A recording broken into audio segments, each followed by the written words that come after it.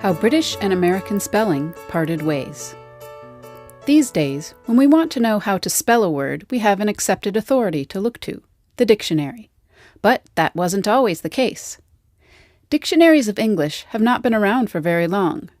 When the Pilgrims set sail for the colonies, English dictionaries didn't exist yet, so there were none to bring.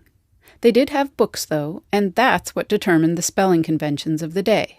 But different publishers used different spellings, not even all that consistently, and there was no one generally accepted standard. Words were spelled in many ways. The first English dictionary of major authority was Samuel Johnson's A Dictionary of the English Language, published in 1755. It played an important role in establishing a spelling standard for English. From among the varied spellings out there, Johnson selected his preferences, and his dictionary became the respected standard for how English should be spelled. But a few decades later, America had become its own nation, and a man named Noah Webster thought that a new nation deserved a new, more sensible spelling system. He thought America should be as independent in literature as she is in politics. Why keep up unreasonable spellings just because they were handed down that way from the old world? He began to work on his own dictionary. Webster's first version of his American dictionary was published in 1806, and it was loaded with simplifications. He dropped silent letters all over the place, and made adjustments that he thought showed how a reasonable person would spell.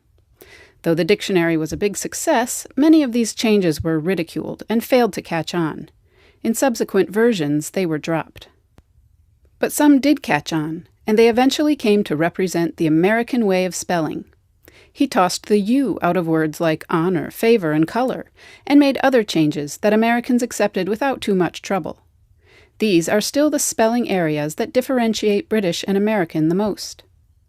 Back in England, they went along with the idea of dropping the K from words like magic, since even at the time of Johnson's dictionary those spellings were looking old-fashioned. But other so-called Americanisms were regarded with disdain, and that disdain probably helped solidify British habits like the OU in color and the RE in center, even though they had been flexible on those spellings before they came to be seen as American. Now, spelling, like coffee versus tea or football versus soccer, is just another one of the many ways we retain a friendly cultural independence from each other.